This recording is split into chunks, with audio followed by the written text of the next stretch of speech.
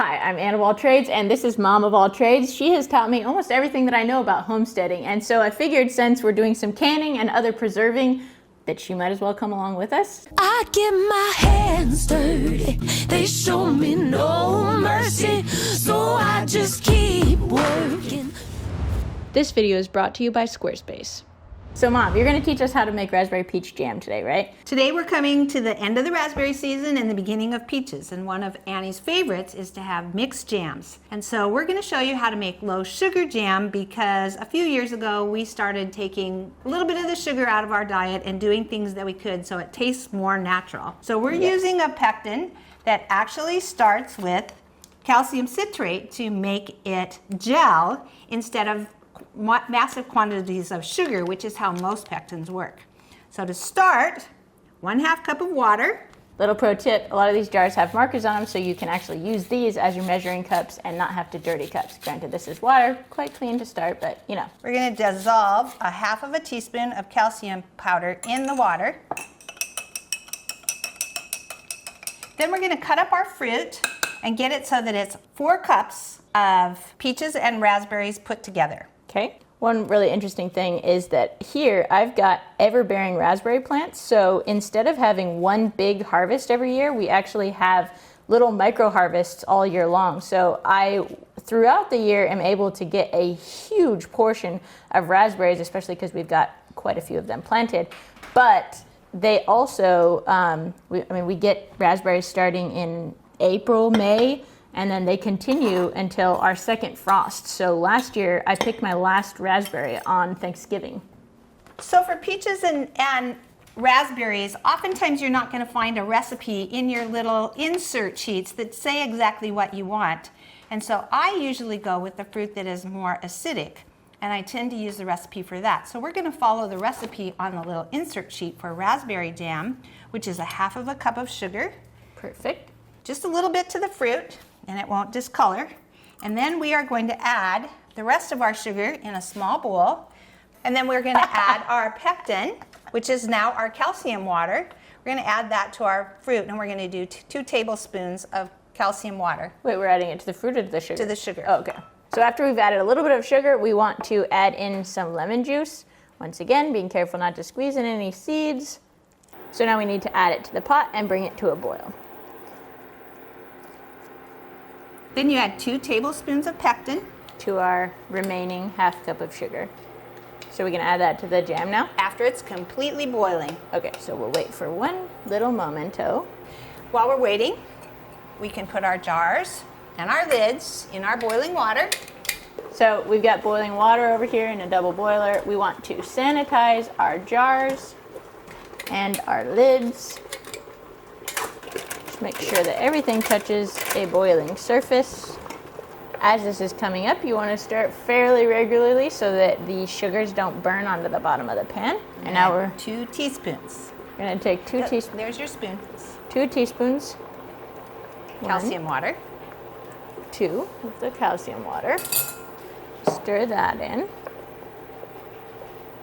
Come up to a full rolling boil, so now you want to stir in the sugar, which we've already mixed the pectin into. And then you just bring that back up to a full boil while you're stirring to make sure that everything gets dissolved and mixed in well. Okay, so now it's back up to a full boil, and we're going to ladle it into the jar.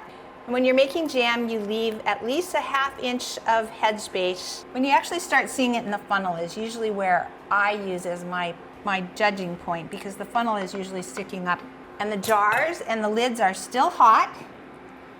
And you make sure that you just tighten the lids on. And then I use a towel because it's very hot, so that you can tighten them. Hand tight is all you have to do. There are many different methods to doing jam, but because this is a very low sugar jam, I recommend that you do the full canning process. And because we're only making 2 jars of jam, we're going to do it in a hot water bath. A hot water bath and a pressure canner essentially accomplish the same thing. You're bringing it up to temperature to kill all the bacteria. So if you don't have a pressure canner, or if you're too afraid to use one, this is a great method to go for. And you can just do it 1 or 2 jars at a time, because that's all the peaches and raspberries we had ready today. we're making 2 jars of jam because jam, again, is something that many people are a little bit intimidated by. But we choose... Oh, no, I have them built in. I literally sewed in thicker patches so I could do this. A little backstory on this spoon, too, is that this is my Abby puppy spoon. My dog that recently passed away actually chewed a scrap of wood that was nearly spoon-shaped, and I carved it into that shape, and as it turns out, it's my favorite spoon to use, plus her little teeth marks are still there from when she was a puppy. Hand tighten the lid. Yoink. How many times can I get burned in one video? Ah! Yep, ready. And then we use the towel to fully more tighten it. It doesn't have to be super tight. There Okay. you go. And then I use the towel to carry it to the... Oh, to the canning. Well, you They're not forget too I have hot. no fingerprints. Right side up into the water bath. This video is sponsored by Squarespace, an awesome, easy-to-use platform where you can create a stunning website for yourself. I've been using Squarespace since I started my business in 2012. It is really easy for someone who's not very tech savvy like me to drag and drop and create a stunning website with all my needs. I have a commerce section so you can buy merchandise or products that I create and sell. I have a blog, I can host photos and videos, and it's just a great resource for me. Make sure you go to squarespace.com for a free trial, and when you're ready to launch, go to squarespace.com/AnnofAllTrades to save 10% on your first purchase of a website or domain. Squarespace provides beautiful designer templates that you can just drag and drop your material into, and Squarespace also offers incredible customer support 24/7. All right, so this has been boiling for 10 minutes. One nice thing about this pot is that you can just pick up the whole thing and move it all at once as soon as all of the boiling water's out of there. All right, take these out. All right, so now all we need to do is let these cool, and as they cool, the seal will get sucked in, and that's how you know that it is in fact properly sealed. Those are good to store in the cupboard for a year, and then we can enjoy this fresh summer harvest taste all year long. I hope you leave this video feeling challenged, inspired, and excited to get outside and do things with your own hands as well. Cheers.